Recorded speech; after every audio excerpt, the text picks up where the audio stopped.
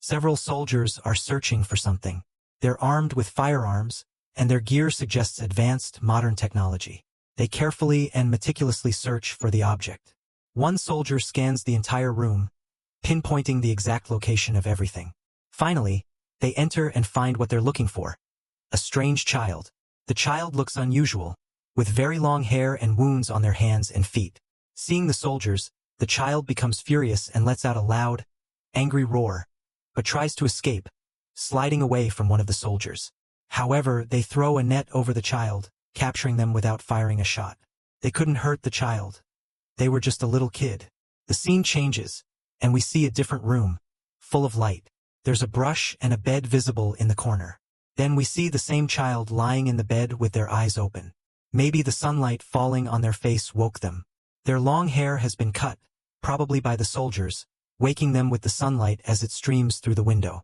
The child sits up and looks around, confused and surprised. They have no idea where they are or what's happening. Then the location is revealed. It's a child protection zone. It seems the soldiers we saw earlier were actually part of a rescue team. Because of the war, children have been brought to this place to be safe. You could think of it as an orphanage where all the children are cared for. The child gets out of bed, and we see that their legs are covered in scars, though their injuries seem to have healed. Only the marks remain. Slowly, they start to walk. This little boy lives alone in the building. Probably his parents died in the war, though it's not clear exactly what happened to him. The boy is amazed by this new place, and as he looks around, walking cautiously, he notices his clothes, which are new, and realizes he's been given food and a clean room to stay in. Despite the comfort, the boy spends most of his time alone, often sitting on a hill overlooking the open sky, lost in his thoughts as he reflects on everything that's happened. A group of small children suddenly approaches him from behind. They speak in a strange, unsettling way, asking him to play with them. Scared and surprised by their odd behavior, the boy freezes, unsure what to do. He makes a strange face and stares at the ground, frightening the other children, who run away screaming in fear. He often acts this way because he lived alone in the building and has become a bit wild over time. The frightened children have disappeared, leaving him alone again. Suddenly, a yellow butterfly gently lands on his hair. Delighted, he starts to play with it, crawling on the ground and trying to catch it. Meanwhile, outside the orphanage, a girl watches through a window. Her leg seems to be injured, and she asks another girl beside her, "Does that boy know how to talk?" The other girl responds, "No, he doesn't know how to talk yet. He hasn't learned to speak." The girl says, "Even so, it seems like he understands everything people say. Maybe he's just too scared to talk to anyone because this place doesn't seem familiar to him." The girl beside her adds, "The rescue team brought him here and mentioned that he grew up among animals, so some of his behaviors seem a little savage. He doesn't know anything about the human world." The two continue watching the boy, who seems completely immersed in his own world, oblivious to their conversation. The girl laughs warmly and says, "That boy is just like Mowgli, isn't he? His story is so similar." It seems she had developed sympathy for him. Suddenly, the orphanage bell rings, and all the children run to the teacher, laughing excitedly. The teacher is handing out letters sent by their sponsors. Observing the children so happy, the boy stands there, intrigued. He doesn't understand why everyone is so cheerful and what the teacher is handing out. At this moment, a girl with orange hair and eyes approaches, seeing that he's confused. She explains, "These are letters from sponsors." The boy looks at her with confusion, clearly not understanding what's happening. The girl continues, "Sometimes sponsors send gifts, too." The boy still seems lost, staring at her without reaction. Thinking this, the girl gently takes his hand and leads him to another place while explaining, "A sponsor is someone older who takes care of us." She shows him a picture of a human and starts to explain everything as if she were teaching a small child. She adds, "Some humans are very good, but others can be very bad." Her tone was gentle but serious, as she tried to help the boy understand this new world. The girl continued explaining about sponsors, even during mealtimes. Over time, the boy and the girl became good friends. They play together, study together, and share their lives. But one night, the girl revealed a truth to him. She said, "I don't have a sponsor because my mom left me here 100 days ago." Her voice carried sadness. "I'm waiting for her to come back and take me home," she adds, her eyes reflecting both hope and despair. Seeing her sad face, the boy also feels sadness. He silently looks at the stars in the sky as if searching for answers in them. One day, the teacher gathers all the children and tells them a story about aliens. She shares a made-up tale saying that aliens came to Earth and fell, and created humans. The aliens and the humans became friends, living together in harmony and helping each other. The children listen attentively, their imaginations running wild with the idea of such a fantastic world. A curious boy in the orphanage, very intelligent and inquisitive, one day found a strange book. The book contained a story about aliens. As he read, he began to believe it was real. Excited, he shared the story with his friends. The story described how aliens came to Earth once with the intention of conquering it. The humans retaliated with nuclear weapons, but the alien was so enraged that it swallowed the entire Earth. Since then, humans have lived inside the Earth in the stomach of this alien. The next day, the sponsors sent letters to all the children. Surprisingly, the boy also received one. He stared at it in disbelief, wondering who could have sent him this letter. At that moment, the teacher called out his name, Mori. This was the first time we learned the boy's name. Mori held the letter, examining it with curiosity and confusion. Suddenly, he heard the sound of something falling. Turning around, he saw his friend, the girl, standing there with tears streaming down her face. She looked at him with deep emotion, crying uncontrollably for reasons that Mori couldn't understand. The girl ran to her small makeshift home in her room, where she had created a cozy space for herself. As soon as she entered, she burst into tears. Mori, worried about his friend, went after her and approached her gently. However, she shouted, "Stay away from me." Her heart seemed shattered by something so painful that she didn't want anyone to be around. But Mori wasn't someone who gave up so easily. Determined to cheer her up, he started walking in circles, spinning like a top. The girl, still crying, looked at him in disbelief, wondering what he was doing. Despite her tears, she couldn't help but be a little intrigued by his antics. Since spinning didn't work, Mori reached into his pocket and pulled out half a cookie. With a big smile, he held it out to her, hoping it would make her tears stop. She stared at the cookie, stunned by the fact that it was all he had to offer. But seeing his sincere effort, she couldn't stay sad for long. Her crying subsided, and a small smile began to appear, although it wasn't much. Mori's half-eaten cookie and his silly determination to cheer her up were enough to show her that she wasn't alone. The girl held the bitten cookie in her hands, looking at it with tears streaming down her face. She sobbed, 100 days have already passed, but my mom never came to get me. Maybe she thinks I don't know how to count, but I count every day. 100 days have passed, and she hasn't even sent me a single letter."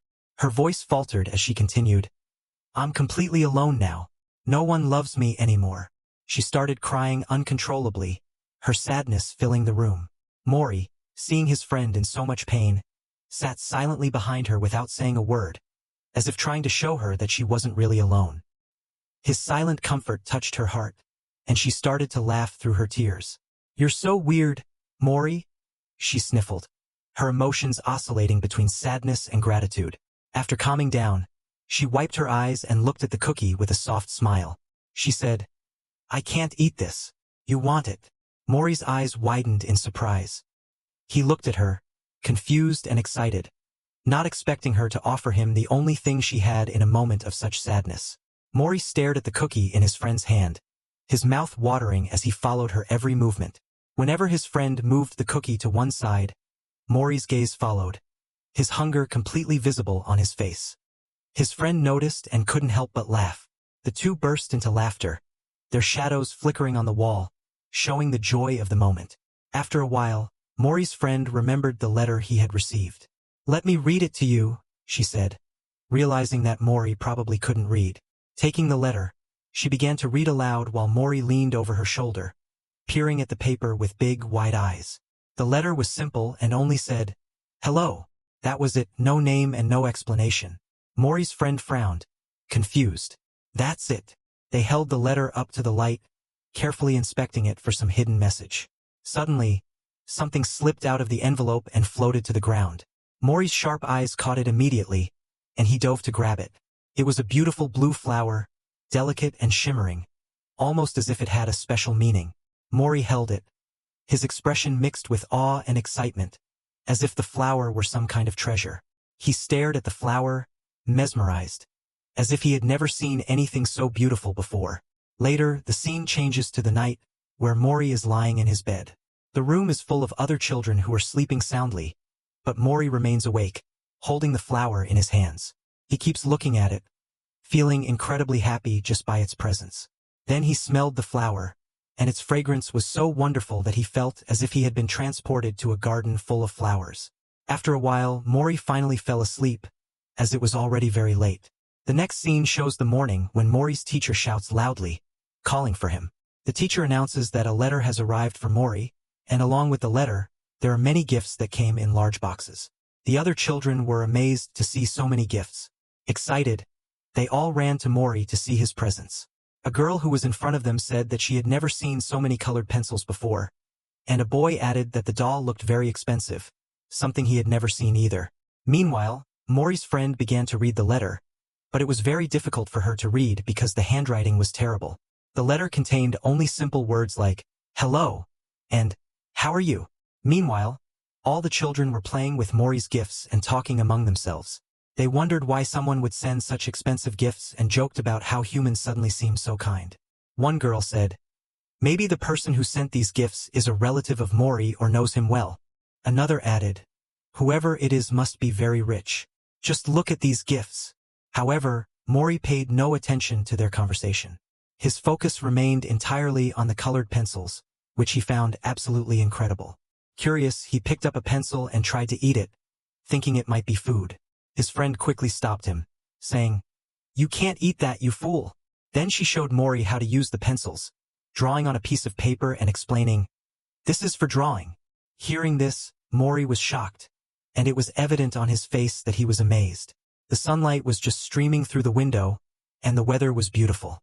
Taking advantage of the day, all the children decided to take their clothes to wash. They were washing the clothes in a bucket. As their hands were very small, they stepped on the clothes with their feet, pretending to dance while laughing and having fun. They found it incredibly fun and didn't stop laughing, commenting on how the clothes felt soft and fluffy as they stepped on them. However, Mori's friend watched with confusion and said, "What's so fun about this? They're just clothes. Of course they're soft. This is nothing special." In the background, we see Mori doing the same thing as the other children, stepping on the clothes with enthusiasm. He was loving that sensation and started pressing his feet even harder, laughing louder and louder. Seeing this, his friend warned him, "If you press too hard, the clothes might tear, so be careful." At that moment, someone called the girl's name from behind.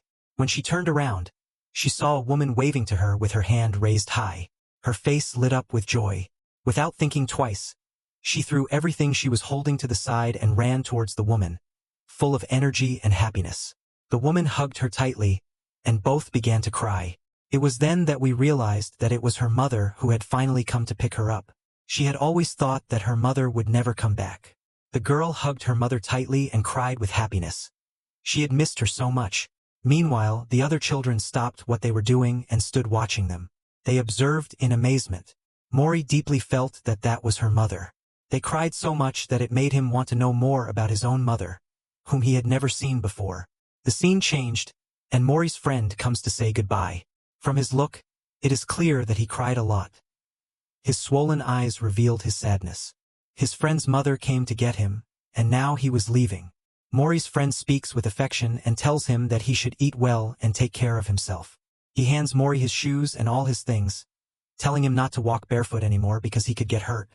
Okay, here's the translated and slightly adjusted text, optimized for clarity and natural English. Your friend says all of this while crying. Then he hugs Mori. Suddenly, tears fill Mori's eyes too. Now his friend is leaving and will never come back. His friend says, "Always be happy." Mori hugs him tightly. The scene then shows his friend next to his mother, waving goodbye to everyone from a distance. All the children wave and cry tears of happiness as they say goodbye, but Mori remains completely silent, just watching as if something is going through his mind. Afterward, Mori goes to a hill, feeling sad about his friend's departure. Sitting there, he starts thinking about who his own mother could be. Then he takes out all the letters hidden in his clothes. Now he's alone since his friend is gone, so he keeps all the letters hidden to not feel lonely. Mori looks at the letters with deep sadness and starts thinking about all the presents he received. He picks up one of the letters and smells it, noticing a very pleasant fragrance. Mori thinks about his friend, remembering how happy she looked hugging her mother. He wondered if the people who sent all those presents and letters could be his mother, someone who loved him deeply. Believing this, Mori started packing all his things late at night. Then we see him standing outside the orphanage, about to leave, holding his bag to go in search of his mother. Giving one last look at the place he called home, he raises his hand, says goodbye, and heads off into the forest. As he walked, Mori ended up reaching a train track. Instead of crossing the forest, he followed the tracks, not knowing what awaited him. He was just a child. All he had to guide him in this vast world were the letters and his unwavering belief that one day he would find his mother. When that happened, he imagined hugging her tightly, just like his friend hugged her mother. Then we see some cows, and one of them licks Mori's cheek. Mori was sleeping right there, and the cow woke him up by licking his face. Mori wakes up and starts fixing his hair. Then he walks away. We realize he's inside a train, looking outside, trying to understand where the train is going. The train took him far away from where he was, and he had no idea where he was. After a while, the train makes a brief stop at a station, and Mori gets off. He waves goodbye to the train as it departs. When he looks around, he realizes he's in a desert with no signs of people. Mori is completely alone under the open sky in the middle of the desert. He starts walking, not knowing where he's going, just moving forward for a long time. He observes the area carefully when suddenly he hears a sound. Turning around, he sees some men on motorcycles firing guns as they race toward him. Hearing this, Mori gets extremely scared, and all the men start chasing him as soon as they spot him. Mori, terrified, starts running, but since the men were on motorcycles and he was very small, he couldn't run fast enough. The men easily surrounded him. Meanwhile, someone in the distance was watching everything, but the men didn't notice. When the group captured Mori, they started talking amongst themselves, saying it was the first time they'd seen a human. One of them exclaimed, "So this is a human." Suddenly, Mori started acting strangely, sitting down and making funny faces, which confused the men. They couldn't understand if Mori was really human or not, since they'd never seen one before. The men started talking amongst themselves, wondering why humans were so small and why their legs were so short. Each had a different suggestion about what to do with Mori. One suggested, "Let's sell him. We'll make a lot of money." Another said, "No, let's eat him. Who knows what he tastes like?" At this moment, we see their faces, and it becomes clear that they aren't humans. They kept talking, saying, "He's so small that if we only eat one leg, no one will notice." One of them started reaching out to grab Mori and eat him. At this moment, a monster emerges from the sand. It has sharp, pointed teeth, as well as 2 horns on its head. The monster speaks with a deep and authoritative voice. "Who gave you permission to eat this?" Hearing this, all the others immediately lower their heads and start pleading, "Chief, please forgive us." It becomes clear that this giant monster is their leader. The enormous monster turns its attention to Mori, analyzing him carefully. "How did a human come to be here?" he wonders aloud. Mori, already terrified, freezes, staring at the monster. His fear increases even more when the creature's sharp eyes seem to pierce him. Suddenly, a shot echoes through the air. A bullet hits one of the monsters in the head, splitting it in 2. The other monsters are shocked and horrified, frantically looking around. "That was a shot!" exclaims one of them. "Where did it come from? Who shot?" Panic takes over the monsters as they nervously search their surroundings, not knowing what's about to happen. Then they realize someone is approaching from a distance on a motorcycle. The motorcycle has a gun mounted on it, and it's the same person who was watching them before and fired the shot. As the figure approaches, it becomes clear that it's not a human, but a demon. The demon has 2 horns on its head and red skin. Advancing quickly on the motorcycle, all the monsters panic at the sight of him. Filled with fear, they shout, "It's a rider!" However, their chief remains calm and says confidently, "There's no reason to be afraid. It's just one rider. We can kill him easily." Hearing this, all the monsters start shooting at the rider, but the demon rides his motorcycle so quickly that none of the shots hit him. Seeing this, the chief monster decides to attack him directly. He charges at the rider with his full force, causing a massive explosion in the area. The chief monster assumes he killed the rider, but suddenly the rider's motorcycle jumps through the air, clear of the explosion. When the chief monster looks up, the rider fires a shot from his gun, an advanced technology weapon with immense power. The shot is so destructive that it kills all the monsters instantly, giving them no chance to escape. A huge explosion happens, creating a gigantic crater in the ground. The demon now stops in the center of the destruction, speaking with a threatening voice. "How dare you invade my territory without permission?" Then he turns to Mori, staring at him in a frightening way. The demon's eyes glow, and his sinister appearance, with countless eyes and a horrendous expression, makes him seem like a true nightmare. Mori, completely terrified, can't move, overcome by fear, but he doesn't cower. Instead, he stares at the demon angrily, trying to intimidate him. The demon, however, just smiles at Mori's attempt. Suddenly, a small flying robot appears behind the demon and starts scanning Mori from head to toe. After a detailed analysis, the robot informs the demon, "This is a human." The demon looks at Mori in amazement, as if he's seeing a human for the first time. After a moment of surprise, the demon's expression softens, and he smiles warmly, speaking in an unexpectedly gentle tone. "Oh, hello! How are you doing, little guy?" Mori is completely shocked. He expected the demon to act cruelly or threateningly, but instead, the demon's friendly smile and gentle words left him confused. He wonders why a demon is talking to me so kindly. The demon smiles warmly and says, "It seems like you're lost, little guy. Would you like to meet my friend? This is IA, a robot that I created." The demon speaks to Mori in such a gentle way and gestures toward the small flying robot. Then he continues, "Don't worry, I'll take you home safely. I might look scary, but I'm very kind. Come with me. There's nothing to fear." Mori's face lights up with happiness, and a big smile spreads across his face. The demon seems to notice this and chuckles softly, saying, "Follow me closely, little guy. I promise I'll take you home safely." But as they walk, the demon's expression changes. He starts thinking deeply, and his true intentions begin to emerge. His kindness was just a facade. His true face is revealed, distorted by malice. The demon, still smiling sinisterly, is secretly planning to eat Mori. All his kindness and friendly words were just a trick to gain the boy's trust. Now his thoughts are clear. How delicious this little human would be.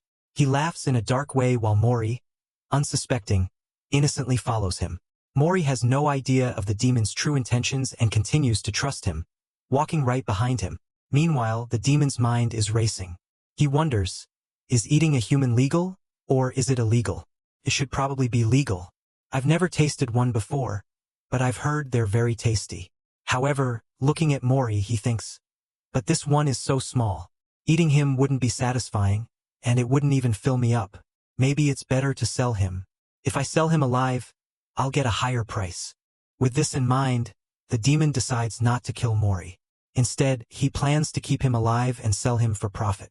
Meanwhile, Mori is delighted with the flying robot, IA. He watches it with wide eyes, full of curiosity. It's evident that he's never seen anything like it before, and his amazement is written all over his face. The innocent excitement in Mori's expression contrasts sharply with the dark plans forming in the demon's mind. The demon's eyes suddenly fix on Mori's clothes and bag, which seem unusually expensive. Examining them closely, something catches his attention. The strange symbol on Mori's cloak. Pretending to be helpful, the demon approaches Mori and says, "Hey, there's something strange on your clothes." Inspecting the symbol, his expression changes instantly. Beads of sweat start to form on his forehead, and his hands tremble slightly. The demon recognizes the symbol, realizing that it belongs to a powerful and dangerous family. Could it be? This boy must come from a ridiculously rich and influential family. He thinks, feeling panic setting in. The fear of crossing paths with such a family overwhelms him. Immediately letting go of Mori's clothes, the demon stutters. "You know what?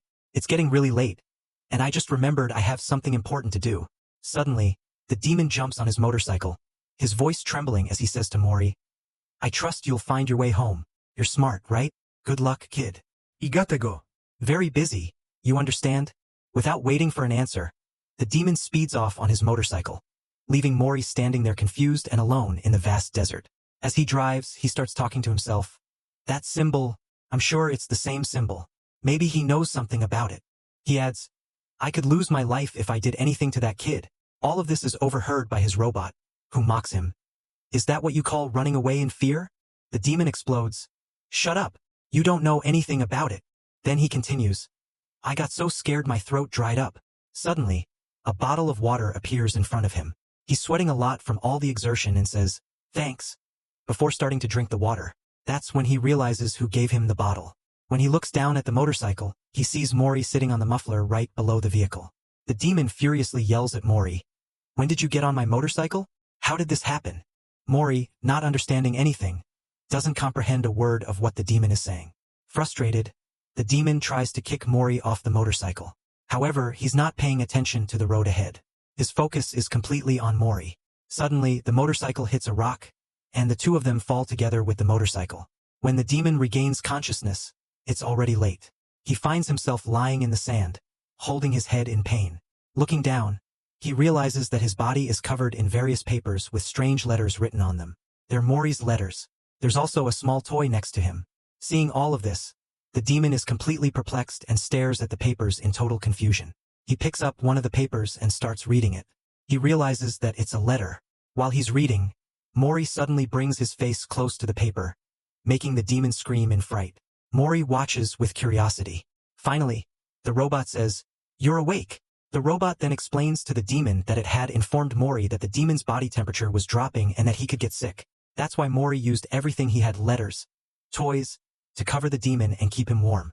He even lit a fire to prevent him from getting sick. Hearing this, the demon, still confused, says, "Thank you." The robot then adds, "By the looks of it, you seem to be thirsty." The demon agrees and says that he needs water. Hearing this, Mori runs off. The demon watches him in confusion.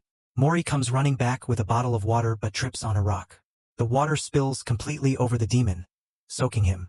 Mori looks at him in shock and confusion, clearly not intending to do that. As the water spreads, Mori quickly starts gathering the letters to prevent them from getting wet. While he's doing this, the demon notices the symbol on one of the letters and says, "There's no doubt about it. This is the same symbol. The crest." The crest represents one of the 7 fingers, a powerful being considered the beginning and the end of the universe. Only the owner of the crest and those he allows can use it. If anyone uses or disrespects it, they're essentially inviting their own death faster than they can imagine. It's a warning. Don't mess with the crest, even if you're prepared to face the consequences. Seeing this, the demon thinks, each of these letters has that symbol, and a human, such a small child, is receiving letters with that symbol. The paper used in the letters is so valuable that it could buy food for the entire month. Looking at this, the demon reflects, if I take this boy back, I'll receive a huge reward. Then the scene changes. Now it's day. The robot's battery is low, and the demon says, "Go rest and charge your battery." Then the demon takes his gun off the motorcycle, and the motorcycle starts to disappear. Maybe the motorcycle is the robot itself, disappearing when it rests. So they start walking on foot. As they walk, the demon talks to himself. I'm a savior, helping a little child. I can't accept this. Perhaps it's the first time he's helping someone, because before this he only wanted to use the child. Okay, here's the English translation of the text, adjusted for clarity and naturalness. They're trying to find food while a lizard watches them from the side. They keep walking as the lizard finds another lizard. The two lizards approach each other. In the background, the pilot says, I know this place very well, so you're safe here and won't have any problems. Kid, I'll get you home safely. The lizards have babies, but then one of them dies. In the background, the pilot and Mori continue walking. The pilot explains to Mori how fast he can fly and talks about his adventures. Suddenly, Mori stops at a certain point, and the pilot notices. He wonders why Mori stopped. At first, he thinks Mori might be tired, but the pilot gets very annoyed and mutters to himself, patience is a virtue. Don't lose it or you'll end up getting hurt. The pilot is already bothered because while he was talking, Mori wasn't paying attention and was distracted by something else. Mori then sits down, looking at the pilot with a bug in his mouth. He was probably eating because he was hungry. The pilot sees this and shouts loudly, running towards him. He quickly opens Mori's mouth with his hands and yells, Spit it out! What are you eating? Get that out of your mouth!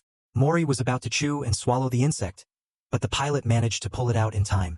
The pilot scolds Mori severely. If you eat something without knowing what it is, you could die. But Mori doesn't seem to care. He looks away, completely ignoring the pilot's words. This makes the pilot even more irritated. Holding Mori's cheeks, he says firmly, Look at me! Then, the pilot holds the insect in his hand and explains, If you see a bug with blue legs or parts that look blue, don't eat it. Could be poisonous, and this insect you were about to eat is poisonous. You could have died. The traveler then starts teaching Mori about other dangers. He explains, if you see a mushroom with swollen, rounded roots, don't eat it, can also be poisonous. And if you find an insect that's completely blue, never eat it, it's entirely filled with poison. The traveler was explaining everything to Mori like a teacher. Sitting at one point, he thought to himself, maybe now there won't be any more problems. If he understands, he won't eat anything poisonous, and hopefully nothing else will go wrong. But after that, we see some funny scenes, and in one of them, Mori draws on the traveler's motorcycle. In another, there's a living cactus, and Mori tries to touch it. Suddenly, from a distance, the traveler shouts, don't do that, don't get near it. Despite the warning, Mori gets stuck in a sand pit. When the traveler scolds him, Mori gets very angry. He refuses to walk any further and sits on the ground. The traveler spends the whole day running after Mori, watching him, and ends up completely exhausted. At night, he lies down, his face completely showing his tiredness. He murmurs, what nonsense? What am I doing? The traveler looks at Mori, who is drawing next to the campfire. He approaches and asks, what are you doing? Mori turns to him with a sweet smile and shows the drawing he made. With a warm expression on his face, Mori's drawing wasn't very good, but it was extremely cute. The traveler couldn't understand what it was or what Mori was trying to draw. Then he noticed a sign with the name Mori written on it. Seeing this, he realized that the child's name was Mori. After this, Mori showed another drawing. It depicted the traveler, the robot, and himself. The drawing wasn't very good, so the traveler asked, who's this black blob? Mori pointed upwards with his finger and indicated that it was the traveler, since he couldn't speak. Surprised, the traveler exclaimed, that's supposed to be me? And shouted loudly, I don't look that horrible, do I? Even so, he held the drawing in his hands and kept looking at it for a long time. Maybe he liked it. He seemed surprised because it was the first time someone had drawn a picture of him, so he kept staring at the drawing for so long. The robot teased, you look very happy looking at those drawings, traveler. The traveler lied, saying, I'm not happy. Who said that? Then the robot looked at Mori's drawing and said, that round, flat shape. That must be me. The robot commented, what a talented child. He just needs a little guidance. I'll give this drawing 50 points. Mori then didn't understand anything and just looked at the robot, impressed. Meanwhile, the traveler stood behind, watching Mori and smiling. It seemed that the traveler was starting to like Mori. After all, Mori was so cute that anyone would receive and end up getting attached to him. Then Mori, the traveler, and the robot started drawing together. The robot started teaching Mori how to draw correctly. They spent the whole night with Mori practicing, while the traveler watched and the robot patiently guided him. The next scene shows the traveler holding a compass in his hand, trying to figure out the direction. The compass looked like a piece of advanced technology. Then we see the traveler standing on a hill with his robot beside him. He used the compass to find the way and eventually located the right path. Turning around, the traveler said, if we can get across this hill. But before he could finish, he realized that Mori wasn't listening. Instead, Mori was running towards something he saw, completely ignoring the traveler's words. Still on the hill, the traveler shouted angrily in the distance, if you don't come back, I'm going to leave you behind. But Mori, as always, didn't listen. Frustrated, the traveler narrowed his eyes to see what was attracting Mori's attention so much. He noticed Mori standing in front of a small animal, almost the same size as him. It was different from anything Mori had ever seen before. Mori approached cautiously, his curiosity evident. He stood there watching the animal closely, then tried to reach out, trying to communicate in his innocent way. However, the small animal got scared of Mori and immediately called a friend. Moments later, another animal appeared. This one was a little bigger than the first, and its presence was intimidating. Without hesitating, the animal put its flaming, clawed hand on Mori. His sharp nails glowed like an intense fire, and in seconds, flames spread across Mori's clothes. The fire grew rapidly, giving the impression that Mori was in flames. Seeing this, the traveler panicked. His face was taken over by terror. He shouted as loudly as he could, no, that kid never listens, and ran towards Mori as fast as he could. Overwhelmed by anger and fear, the traveler drew his weapon and fired warning shots at the animals, shouting, what are you doing? Stay away. Without waiting to see their reaction, he ran to Mori. As he ran, his heart was pounding with panic. Please don't die, he thought desperately. He reached Mori, who was still engulfed in flames. But when the traveler was about to touch him, he realized that the fire was even more intense, its color turning a threatening red. The flames seemed to be pulling Mori into them. The traveler's expression twisted in horror as he realized the danger. He thought, if I try to pull him out, I might end up burning with him, but if I don't act fast, he'll be dead. When all seemed lost, something extraordinary happened. The cloak that Mori was wearing began to stir in the air as if it had a life of its own.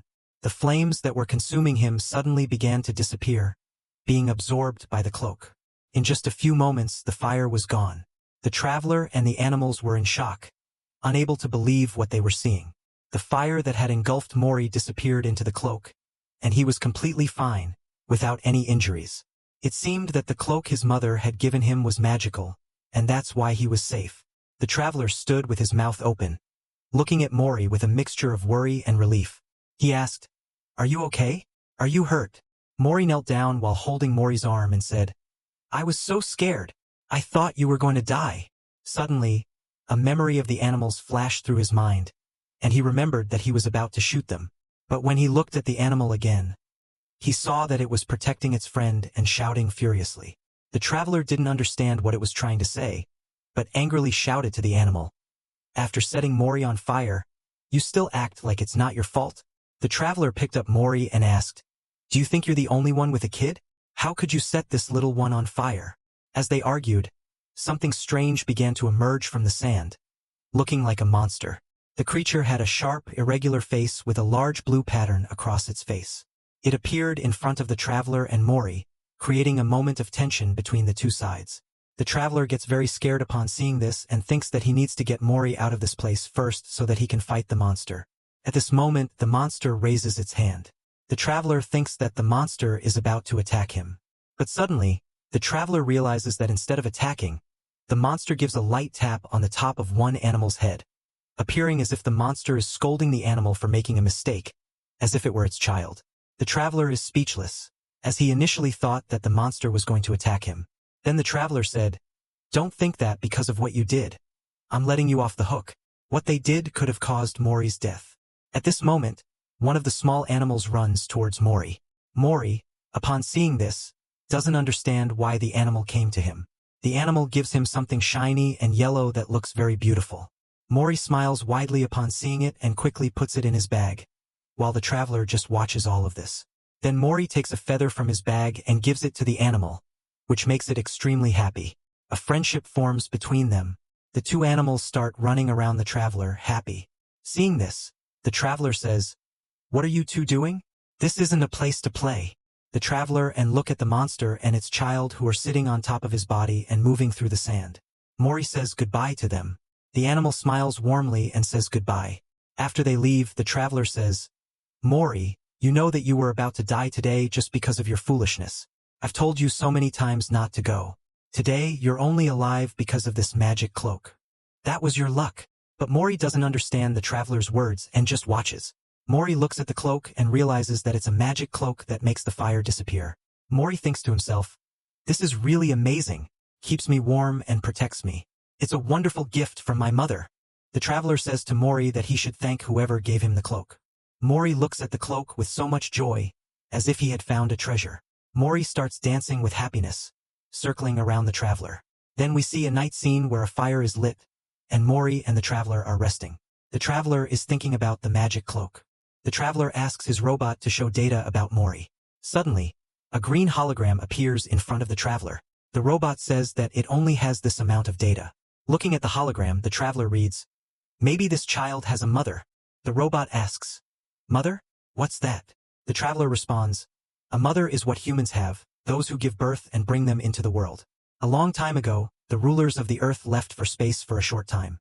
When they returned, many new forms of life had emerged. Among them was a creature filled with greed and violence. Humans. Humans began to diminish in number due to their greedy and violent nature. They fought for resources, land, and power, destroying not only each other but also the environment that sustained them. Their conflicts were endless, and their disrespect for balance led to their gradual decline. The traveler was thinking that people like these who had so much power never cared about others. Then he looks at Mori. Upon seeing Mori, the traveler feels that this person could never be dangerous. The traveler approaches Mori, who is sleeping. Mori now grabs the traveler's finger. This surprises the traveler, making his heart race. When the traveler looks at Mori again, realizing that Mori is smiling in his sleep. Upon seeing this, the traveler is completely surprised. Mori looks so adorable that the traveler can't take his eyes off him. At this moment, the traveler realizes that he might actually like Mori. Unable to resist, the traveler lightly touches Mori's cheek with his finger. In response, Mori turns over in his sleep. Observing this, the traveler lies down nearby and laughs softly, saying, "What a sweet little guy." The scene then changes to a dark setting where a man is talking to someone. He says, "The forest around the shelter has technology to detect any living being. So, it should have captured everything, but it probably missed something because of a special cloak that hides its presence. The man is determined to acquire this cloak at any cost and will look for it tirelessly. It seems that the cloak they are after might be Mori's cloak." Early in the morning, when Mori opens his eyes, he finds himself lying on a hill, looking at the sky. He feels that he should sit up and hears a voice behind him. When he turns around to look, there is no one there. The place is incredibly beautiful, but as soon as he starts to appreciate it, he wakes up for real and realizes that it was a dream. In reality, Mori is sitting on the back of the traveler's motorcycle. The traveler wakes him up, saying, "Mori, wake up. Look, we've arrived at the city." It's a small city on top of a cliff that looks intriguing and scary at the same time. As they enter, strange creatures appear and are similar to monsters that noticed Mori and start talking sweetly to him. "How cute," they say, trying to touch him. But Mori, filling his face with sweat, feels terrified upon seeing their monstrous faces, as they are clearly not human. They surround him, asking, "Where are you from? What are you doing here? Can we touch you? You're so adorable." The traveler, visibly irritated, picks up Mori in his arms and warns the creatures. If anyone wants to touch Mori, they'll have to pay. Pay for it. Do you even know how valuable he is? Upon hearing this, the creatures back away and leave. Later, the traveler looks at Mori and says, "It seems that you're very famous around here. I'll have to keep you safe so that nothing happens to you." They arrive at a small shop where many people are sitting, playing cards and talking. When they enter, a man asks, "Can I touch this child? Are you the owner of him?" The traveler ignores him angrily. The traveler finds the owner of the shop, an uncommon woman with big ears who also doesn't appear to be human. She exclaims, "Traveler, it's been so long. How have you been? And since when did you start raising human children? Is he for eating?" Irritated, the traveler responds, "Don't think like that. He's not for eating." He then shows her a symbol on a card that Mori is carrying and asks if she recognizes it. The woman responds that she saw the symbol a few days ago when some people from the city came there. Okay, here's the translated text, adjusted for clarity and natural flow in US English. The city leaves the night uneasy. He's sure they came from the city. She asks nervously, and the woman nods, pointing to Mori, saying, "The person who came here had hair as black as this child's, but was an adult." The writer asks why these people came, but the woman only says they were there for a purpose. The writer says he needs some items, like a battery and a solar charger. The woman demands 50 coins for the purchase, which leaves the writer confused and furious. He says, "I can't pay that much. Maybe that's an absurd price in your world." The girl angrily responds that he has no idea how things have changed. "Everything's incredibly rare now, and very expensive." The knight retorts, asking if she thinks she can cheat him like before. The girl replies angrily that he can take it or leave it. If he doesn't want it, he can go home. She insists she hasn't unfairly increased the price, then gives the knight a final offer of 40, but states she won't reduce it any further. However, the knight doesn't have enough money, so he suggests they empty everything from their bags to see if there's something they can sell to pay for the items. The robot says it has 70% battery remaining and asks if it can sell it, since it drains on its own anyway. Hearing this, the knight looks at the robot incredulously, perhaps wondering what nonsense it's saying. Mori picks up a stone he had found and offers it to the knight to sell, along with some coins he has. The girl takes the stone in her hand, examines it, and then drops it on the table, breaking it. Furious, Mori starts to shout at the girl, threatening to hit her, but the knight holds him back. The girl then asks him to look closely at the stone, and suddenly it regenerates, with its broken parts joining back together. The knight and Mori are amazed to see the stone repair itself. Most surprisingly, that girl explains what the stone actually does in the darkness of the night, shining intensely, providing light. However, she adds that the stone isn't worth much because, despite being popular, it's easily found. Hearing this, the knight returns the stone to Mori, but he accidentally drops it when trying to catch it. The stone rolls near a man. When Mori picks up the stone and looks at the man, he sees a terrifying monster face. The monster had many dark arms and was much bigger than Mori. Looking at Mori, the monster said, "You're very cute."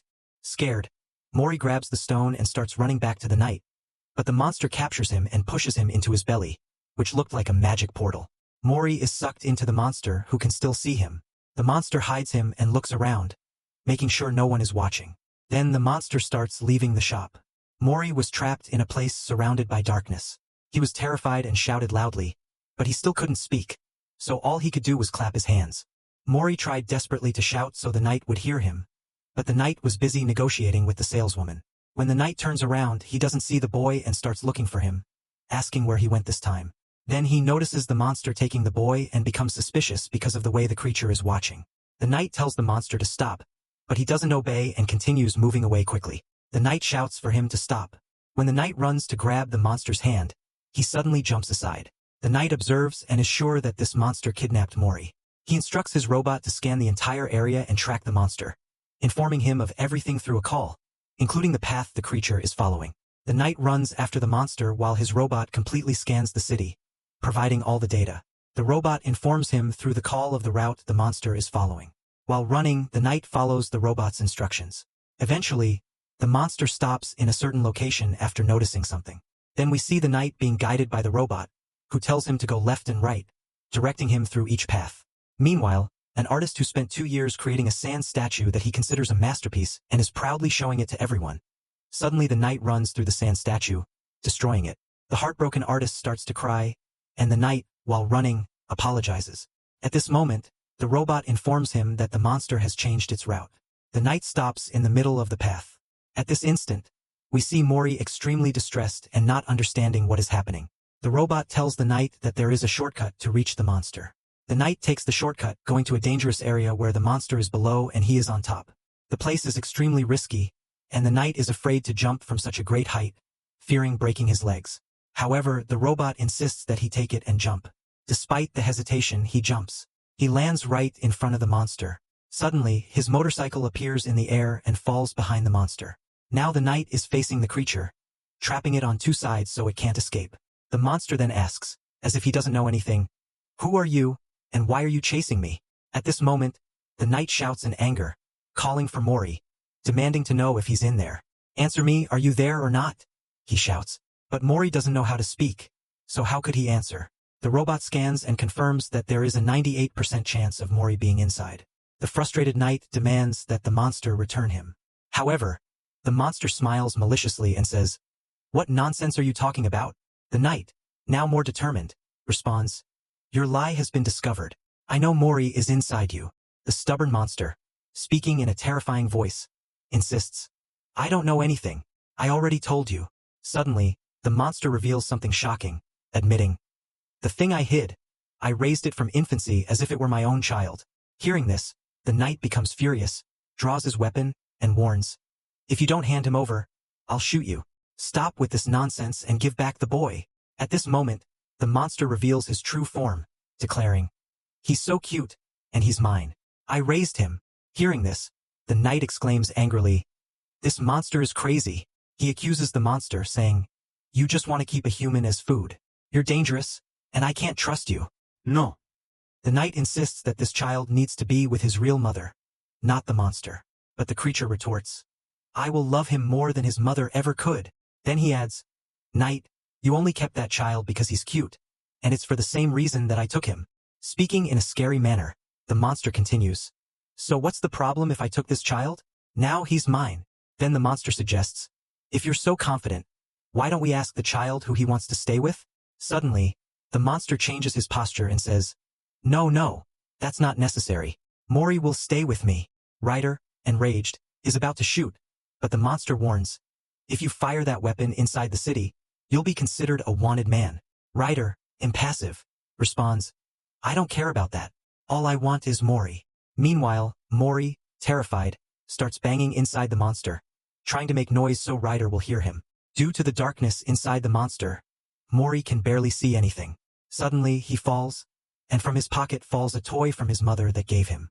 The toy has a recorded message, "Don't forget to use the bathroom before sleeping." Seeing the toy calms Mori down a little. Ryder, ready to shoot, hesitates. He realizes that if he fires, the bullet could injure Mori, who is hidden inside the monster. To minimize the damage, he adjusts the weapon, reducing the power of the gun to 60% and thinks, That should be enough to blow his head off. But he still worries that even with the reduced power, Mori could be seriously hurt. Afraid of what might happen, Ryder hesitates to pull the trigger, still holding the gun. Ryder asks the monster again, "Are you listening to me? Just return Mori." The monster ignores Ryder's words, but when he looks down, he notices something wet running down his leg. It wasn't water. Mori had peed inside him. The monster, scared and angry, lets out a scream, raising his hands in frustration. Taking advantage of this moment, Mori escapes and runs towards Ryder. Seeing Mori running away, the monster becomes furious and shouts, "How dare you do this?" and tries to grab him. But before he can, Ryder shoots the monster's hand, making him scream in pain. Ryder quickly places himself in front of the monster, pressing his gun against his face and warning, "Listen carefully. If you touch this child again, I will make you crawl like a snake." At this moment, the sound of footsteps approaches from behind, and Ryder realizes clearly that the commotion in the city caused by the gunshot is increasing. He says to his robot, "We need to get out of here." The robot transforms into a motorcycle, and Ryder quickly puts the child on the motorcycle. And as they flee, Ryder smiles warmly, laughing softly, and changes Mori's pants. Ryder says, "Mori, what you did was a great idea." He puts his hand on Mori's head affectionately and repeats, "That was a great idea." Ryder is very proud. In fact, Mori did this after hearing the sound of the toy. Mori is very happy to hear Ryder's words and climbs onto his head. Ryder then understands that he is doing this, but doesn't know why. Then the robot asks what route they should follow. Ryder tells the robot that they will go to the cradle of the whale. Mori holds Ryder's horn and sits on his shoulder, feeling very happy. At this moment, Ryder says angrily, "Get down and sit properly. What are you doing? Don't climb so high. If you fall, something bad could happen." The robot then says, "You two stop with this nonsense when I'm driving. Let me concentrate." The scene changes again, and we see them climbing a mountain. They reach the top. Seeing the beautiful landscape, Mori is very happy and excited. Then scenes are shown in which Ryder, Mori, and his robot walk through a dense forest. They find a very old house, and at a certain moment stop to cook at night but stay hidden, trembling with fear before a gigantic monster. While crossing the water, Mori, being small, runs the risk of being drowned. To keep him safe, they put him on a log of wood and carry him carefully along with a robot. Later, they arrive at a cave, but the monster attacks them there. They flee to save their lives. At a certain moment when Ryder is sleeping deeply, Mori and the robot draw a face on him in a mischievous way, sharing a moment of light fun. That night, Ryder is driving his motorcycle with Mori when Mori looks at the sky and sees some whales flying. Mori is amazed by the sight. When one of the whales passes near them, Mori understands and reaches out, wanting to touch it. Seeing this, Ryder smiles warmly. Ryder lifts Mori in his arms, holding him towards the sky. He brings him closer to the whale so he can touch it. Mori touches the whale, and his joy is immense. His happiness shines in his eyes. They spend the whole night traveling by motorcycle towards their destination, enjoying the magical moment they just shared. Then in the morning, Mori wakes up and for a moment feels as if he is hugging his mother, hearing her calling him affectionately. But when he fully opens his eyes, he realizes that he is hugging Ryder. Ryder looks at him smiling and says, "Ah, you woke up. This is all the robot's fault. His terrible poetry woke you up." Ryder kept Mori safe inside his jacket so he wouldn't fall. The robot replies, "I'm driving perfectly well. The fault is yours. You move too much." Soon they arrive at a place covered in snow. The robot provokes Ryder, saying, "You can't do anything without me," to which Ryder replies angrily, "I created you, you didn't create me." Meanwhile, Mori's cheeks turn red because of the cold. He watches in wonder the snow on his feet. Ryder stops the motorcycle, looks around, and says, "This place hasn't changed at all." The robot asks, "So let's walk from here?" Ryder nods and starts dressing Mori in warm clothes because it's very cold. While dressing him, he tells Mori that he has something beautiful to show him in this place. Finally, we see Mori completely wrapped in thick, warm clothes, so much so that he looks like a little penguin. He can barely move and is incredibly cute. Ryder says, trying not to laugh, and asks, "Can you speak now? Can you walk?" Ryder smiles and comments that Mori looks like a snowball. At this moment, the robot seems to perceive something in common and alerts Ryder that something is approaching quickly. Ryder responds, "Maybe it's a hunter." But the speed of the thing was as high as that of a bullet train. Hearing this, Ryder gets a little nervous, imagining what it could be. As the object approaches, Ryder feels its immense power and, scared, says, "We're not walking anymore." He orders the robot to transform into a motorcycle and it obeys. Ryder quickly gets on the motorcycle, taking Mori along, and they speed away. The robot, calculating the situation, informs the distance. Now it's 2 minutes and 20 seconds. No, now it's only 50 seconds. And it's almost here. At this moment, Ryder draws his weapon and shoots at the approaching threat. Mori observes everything, but everyone is shocked to see that the shots have no effect. Confused, Ryder complains, "What is this thing? It's absorbing all the damage from my weapon." When the snow dissipates due to the impact of Ryder's attack, they finally see a figure, a man with his face covered. He is the same one who wanted Mori's magic cloak. His presence is terrifying. He exudes an overwhelming force, and Mori, seeing him, is completely shocked and overcome with fear. Ryder, despite normally being smart and attentive, was incredulous. He said, "What kind of hunter is this? Using a black hole to absorb the power of my weapon." He began to wonder if this man had been sent to capture him because of the shots he fired in the city, but in reality Ryder didn't know the real reason why this man had appeared. From afar, the man looked at Mori, who was in Ryder's arms, and smiled. We see a clearer view of the man. His face was covered, and under the covering, a blue light was visible, probably his eyes. At this moment, the robot said, "I will use all the energy I have in the motorcycle so we can flee from here." The robot added, "We can't fight him. He's incredibly powerful, so much so that his strength can be felt at extreme distances. This is a completely different level. He's too strong." The robot warned Ryder not to fight the man, but Ryder responded, "I don't want to fight him either." Still, in an act of desperation, Ryder fired a shot at the man. Simultaneously, the robot accelerated the motorcycle to the maximum, trying to get them out of there as quickly as possible. Ryder then, "Okay, here's the translation of the provided text into English, US. With some adjustments for clarity and flow, the robot uses all its energy and any remaining battery power to boost the motorcycle. The motorcycle's alert system starts displaying multiple warnings because the muffler is overheating due to the extreme speed. Suddenly, Ryder shoots at a snow-covered mountain, triggering an avalanche that blocks the path behind them. The motorcycle accelerates even further, and Ryder yells, "This will buy us some time." Mori, impressed by the sight of the snow collapsing behind him, realizes how quickly it's closing in. Ryder warns Mori, "Hold on tight, or you'll fall." The motorcycle races at breakneck speed, and a terrified Mori starts screaming, overwhelmed by the velocity. Ryder spots a bridge ahead. He glances back and sees that the man is still pursuing them despite the speed. Frustrated, Ryder fires his gun again, but the man uses his magic black hole to absorb the attack, rendering it useless. Ryder senses something strange and says, "This man doesn't seem to want to attack us. He has another purpose. If he wanted to hurt us, he would have already." Ryder realizes, if we don't reach the bridge, we're done for. But before they can cross, the man suddenly appears on the motorcycle behind them. Shocked, Ryder can't believe what just happened. Ryder's gun is pointed directly at the man's chest. Before Ryder can even blink, the man grabs him by the neck and lifts him into the air, squeezing tightly. Ryder tries to fire his gun at the man, but the magic black hole absorbs all the energy from the bullets, making them ineffective. Meanwhile, the motorcycle continues to speed across the bridge. The man grabs Ryder's gun arm and immobilizes him. Furious, Ryder screams at the top of his lungs, his voice echoing through the frozen landscape. Then, we see the man reaching towards Mori. Seeing this, Mori, overcome with fear, starts to cry, tears welling up in his eyes. Witnessing Mori's fear, the man suddenly loosens his grip on Ryder's neck and releases him. Seizing the moment, Ryder makes a daring move and jumps off the bridge, shouting to the man, "You have no idea about this place. Why did the man stop after seeing Mori? What made him follow them in this way?" These questions will be answered as the story continues. As Ryder falls from the bridge, the motorcycle continues its path forward alone. Then, out of nowhere, a whale appears in front of Ryder. As it turns out, Ryder had grabbed onto the whale. It was all part of his plan. This was how he intended to escape, knowing this place well. At the perfect moment, Ryder jumped off the bridge, trusting that the whale would catch him and carry him away. Ryder calls his robot to return, but the man does nothing. He just stands there, staring at Mori. Mori also keeps looking at the man, confused and scared. Next, we see the whale flying away, carrying Ryder and his group, while the man remains on the ground, watching them depart. Later, Ryder opens his eyes and sees his robot and Mori in front of him. He asks, "Did I pass out?" The robot responds, "Yes, you suddenly couldn't breathe, because that man squeezed your neck so hard that you lost consciousness. Even weakened."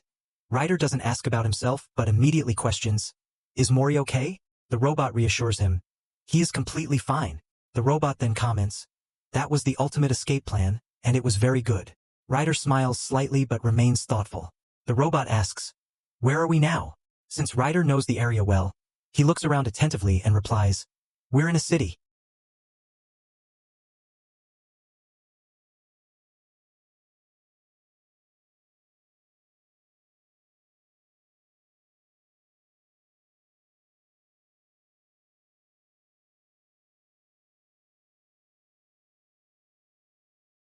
He then points to something in the distance, a gigantic black structure towering over everything, its size making it visible from afar. They land in a specific location, and Ryder's robot says, "If you go in like this, anyone could recognize you." So, the robot suggests that he change his appearance. Ryder lowers all his hair, covering almost like eyelids over his eyes. Then he calls Mori to come along, but Mori can't recognize Ryder at all. Mori gets scared, wondering where Ryder went, but when Ryder grabs him, Mori screams loudly. Hearing this, the robot explains that Mori couldn't recognize Ryder. So, the robot has an idea. Mori sits on Ryder's shoulders, making it look like Ryder has hands, and the robot sits on top of Mori's head. With this disguise, they enter the location, which turns out to be a huge area where no humans or monsters are visible. As they advance, they come to a door. Near the door is someone who looks like a robot. The robot greets them and asks where they want to go. Ryder replies that they are there to find Pat. The robot asks to see some identification. At this moment, Mori takes a letter from his bag and shows it. After reading it, the robot displays a huge map of planets and asks exactly where they want to go. Ryder is shocked. He always thought Pat was in just one place. He never imagined there would be so many options. Even the robot is confused and asks when and where exactly they want to go. Mori starts rummaging through his bag again and takes out the flower that his mother gave him. He shows it to the robot. Upon seeing the flower, the robot opens a dark and shadowy door. Everyone gathers around the door, wondering what it is and how they should enter. Looking around, surprised, they think it looks like a portal. The robot tells them that they simply have to keep walking through the door, and they will arrive. So, everyone enters, and after walking for a while, they emerge under the open sky. Seeing this, Mori and the others are amazed. Before them is a house, and the place looks exactly like Mori's orphanage. Looking at the house, Mori starts to remember his orphanage. Overcome with happiness, he runs towards the house. Ryder warns him to slow down, as he might fall. Everyone stops outside the gate. Ryder tells everyone to stay together. But at this moment, Mori notices something or someone inside the house. Without thinking, Mori goes through the gate without even opening it, as he is small enough to slip through. He starts running. Ryder shouts for him to stop, but Mori doesn't listen and runs inside. Inside the house, Mori moves carefully, going towards who he saw. But as he gets closer, he realizes it's not a person. The figures inside the house look at him and ask where he came from. Mori, surprised and a little scared, just stares at them. Then, suddenly, he smells the flower that his mother gave him. He follows the scent, running in its direction. The others call out to him, asking him to stop, but Mori keeps running. As soon as he opens another door, he bumps into someone. From this person, he smells the same scent of the flower, but when he looks up, the face that stares back at him has countless fiery eyes and doesn't look human. Seeing this, Mori thinks of his mother for a moment, feeling that it might be her, but then realizes it's another, non-human person. Overwhelmed by emotion, Mori starts to cry intensely. Ryder finally catches up to him and stands close to him as Mori cries loudly in that strange place. Still crying, Mori crawls under the bed and hides there, sobbing quietly. Ryder keeps calling for him, trying to convince him to come out, but Mori doesn't respond. He remains hidden under the bed, crying. Seeing Mori cry, Ryder decides to leave him alone for a while. He goes out and talks to the owner of the house. He's not sure what exactly happened, but he feels that Mori just needs some time to himself. Then, for the first time, we see the face of the owner of the house. It's not human. Her head is shaped like a bird's head, with something resting on top and many glowing eyes. Ryder asks who she is, and the girl introduces herself, saying, "My name is Miria. I am the one who has been sponsoring Mori." Now everything makes sense. So, she's the one who sent the letter to Mori. She is his sponsor. Night falls.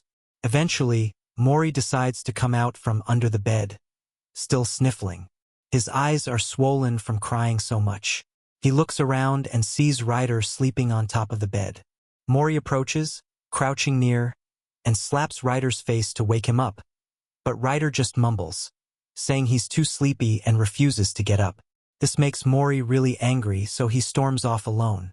Hungry, he goes to the kitchen, looks around, and sees some fruit. Seeing them, he remembers something Ryder told him about how delicious they were. So Mori decides to get them. Since he is very small, his hands can't reach the fruit that is on top of the table. He tries to climb up and finally grabs one of the fruits. But as soon as he secures it, he realizes someone is watching from behind. When Mori turns around, he sees his mother. Her eyes are glowing in the dark. Actually, Mori's mother was reading a book when she suddenly heard a noise. When she looked up, she saw Mori, so she quietly started to follow him. But when Mori saw his mother's face, he got very scared. Suddenly, out of fear, he started running around the room in a panic. Seeing this, his mother also got nervous. She didn't know what to do. At that moment, she noticed the fruit that Mori was trying to get before. As he was running so much, the fruit rolled near her. So, she picked up the fruit and extended it towards Mori. When Mori saw something spinning in his direction, he got scared again. But when he looked closely, he realized it was just a fruit. He took it and started eating it. His mother watched in silence. After a moment, she handed him another fruit, and Mori happily started eating it too. Seeing him like this, his mother smiled. Observing his actions made her feel good. Mori sat down and ate all the fruits. His mother wanted to approach him, but she knew that if she did, he might get scared again.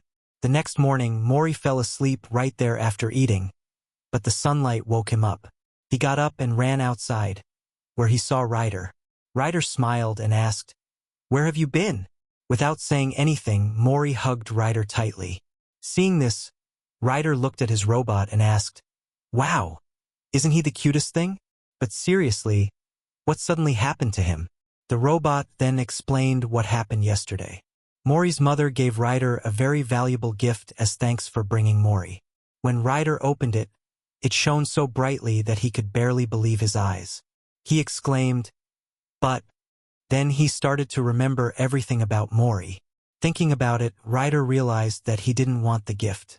Instead, Ryder said that he really liked Mori and wanted to stay with Mori until everything was okay. Until Mori stopped being scared and could live happily in this place. Hearing this, Mori's mother was surprised but agreed. Then, while they were talking, someone suddenly appeared from behind. It was that same strange person wearing a mask, the same one who attacked them before. Seeing him, Ryder got scared, but the man said there was no need to fear. His name was Jill, and Mori's mother had sent him to save them, to take Mori safely to the orphanage. At the time, they thought that Ryder had kidnapped Mori, and that's why Jill attacked them. After everything was clarified, Mori's mother apologized. Meanwhile, Ryder put his finger over Mori's ear to make sure he didn't hear any of that. Ryder told his robot that those were words too difficult. Mori wouldn't understand any of it. The robot laughed and said, "Ah, so that's why you covered his ear. Now I understand." Ryder wants to stay with Mori but doesn't want Mori to know.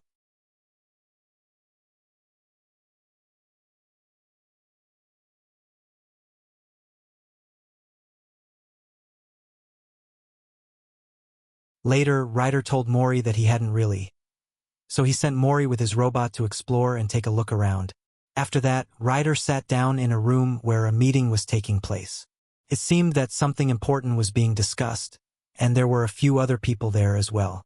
Ryder listened in silence as Mori's mother said, "We still haven't been able to contact Shalom." Hearing this name, Ryder asked, "Who is Shalom?" The person sitting next to him explained, "You know the judge?" Ryder replied, "Yes, I've heard of him. The judge, the master of the land, and the ruler of the village. 2 arms hold the omnipotence of weight. 3 legs possess authority and balance. And including Mori's mother, Pat, 7 fingers in total were graced with the power to open black holes for him. Then he added, "So, Shalom is one of those 7. Mori's mother nodded and said, "The black hole that Jill used was actually a small fragment that I lent to him." After that, Mori's mother showed a worn map with a hologram and explained, "Shalom's domain extends from this mountain range to the Redon River. The shelter where Mori stayed in that forest, everything is under Shalom's jurisdiction. So, even though Mori disappeared, they haven't been able to contact Shalom. From the shelter, we haven't received the regular updates about Mori for several weeks. That's why the search for him started so late." One of the people present added, "But it's likely that Shalom is extremely busy currently. When they sleep, it's difficult to find them." Mori's mother continued, "I've sent many messages. As we still don't know what's happening, Ryder, please stay with Mori and don't leave until we can contact Shalom." Hearing this, Ryder replied, "Understood." At this moment, someone who looked like a human with bird-like features asked, "Can we start the real meeting now?" Hearing this, Ryder started to sweat nervously. He thought that this was already a real meeting. After the meeting finished, the people who worked at Mori's mother's house were preparing small spoons with tiny portions of food for Mori. Ryder was completely confused because everything was so small. They had made everything miniature. After seeing how small Mori was, a frustrated Ryder shouted, "How is anyone supposed to eat with such small spoons?" Hearing this, the person who made the spoons got very sad. Then another employee proudly showed Ryder a giant bed that they made especially for Mori and asked, "So, what do you think?" Ryder didn't say anything out loud but thought to himself, "These people are too excited." Meanwhile, Mori was exploring with the robot. The house was enormous. Mori was drawing on the stairs while the robot stayed close, watching and making sure he was okay. While walking, Mori kept asking the robot about everything there. "What's this? What's that?" And the robot seemed to be patiently explaining everything to him. Eventually, they kept walking and came to, "Okay, here's the translated and slightly adjusted text for your YouTube video in US English." Elsewhere in the room, there were many drawings on the table, but Mori couldn't understand them. The robot explained, "Someone made these by hand." At that moment, someone from the house entered the room, looked at Ami and said, "I'm so glad you're completely safe and that nothing happened to you." They also added, "Your mother, Myram, was very worried and did everything to find you." The robot asked something he didn't quite understand, as he thought it was a city. But when they went outside to an open area, they only saw one house. The person simply said, "This is a village that Mori's mother built to truly understand him better. That's why it was designed exactly like the place where Mori was before." Then Mori left the room and spotted his mother. But when his mother saw him, he got scared and ran away. Seeing this, his mother's heart broke, and she became very sad and started to cry. Watching all of this, Ryder had an idea. He thought that maybe he could help Mori and his mother become friends. So, Ryder decided to try a few things to make this happen. First attempt, tempting him with snacks. When Mori's mother brought cookies for him, she saw that the people living in the house had already given Mori lots of delicious food with affection. Seeing this, his mother became sad again, and the cookie fell from her hands. Second attempt, showing interest in Mori's favorite things. Ryder put all of Mori's favorite foods and items on his mother's clothes and even brought one of Mori's favorites. Slowly, his mother walked up to Mori while he was eating cookies. But the moment Mori saw his mother, he got super scared again. So, this plan didn't work either.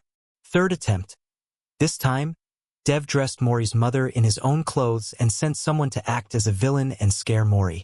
The idea was that when Mori got scared, his mother would appear and save him. But when Geely, the man who was pretending to be the villain, tried to scare Mori, Mori wasn't scared at all. Instead, he just started playing with him. WR got very angry with Geely for messing up the plan. And once again, Mori's mother became sad. Later that night, it was raining. Mori was sleeping alone when a lightning strike woke him up. Scared, Mori left the room and walked through the house. He saw Ryder, who appeared to be fixing a robot or working on something, but Mori didn't approach him. Instead, he noticed a light, as if it were coming from another room. When he peeked inside, he saw his mother sleeping there. Mori got very scared upon seeing his mother. Panicked, he jumped in fear and accidentally ended up sitting in her lap. Terrified, Mori closed his eyes tightly. As soon as Mori did this, his mother hugged him tightly. At that moment, Mori realized something. The flower that had been sent to him was from his mother. She was the one who sent it. Now Mori finally understood. She was his mother. When his mother woke up, she was shocked to see Mori there and started to panic, thinking she should do something, should call Ryder. But then she noticed how peacefully Mori was sleeping. Feeling emotional, his mother hugged Mori back. The next morning, we see Ryder waking up. He had spent the entire night working on the robot because it had been damaged since they had arrived at high speed. Then, the people working there told Ryder that mail had arrived for him.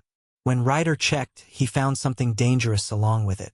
There was also a picture of Ryder, implying that he was now a wanted man. Seeing this, Ryder was completely shocked. At this moment, Mori's mother approached from behind and asked Ryder to go with them. They were going to buy clothes for Mori. Ryder asked where they were going, and Mori's mother said they were going to the city. Hearing this, Ryder became extremely nervous because if he was really a wanted man, someone might recognize him, and things could get very complicated. Soon, we see them arriving at a location. Ryder asked what place it was, and Mori's mother explained that she always went there to buy clothes. At this place, people tried on clothes and even danced to show them off. It was known for having very beautiful clothes for humans, so she brought Mori inside the store. A girl tried to talk to Mori, but he didn't respond. Then they showed him his favorite foods in colors. Upon seeing them, Mori started to open up and became more friendly with them. Mori's mother was surprised that he had made friends so easily, considering how difficult it had been for her, even bringing all of his favorite things. Mori still got scared. Meanwhile, Ryder wondered how they had even arrived there. He opened a door and entered the place, thinking that with enough money, maybe it would be possible to buy anything. Then Ryder asked his robot where the cameras were.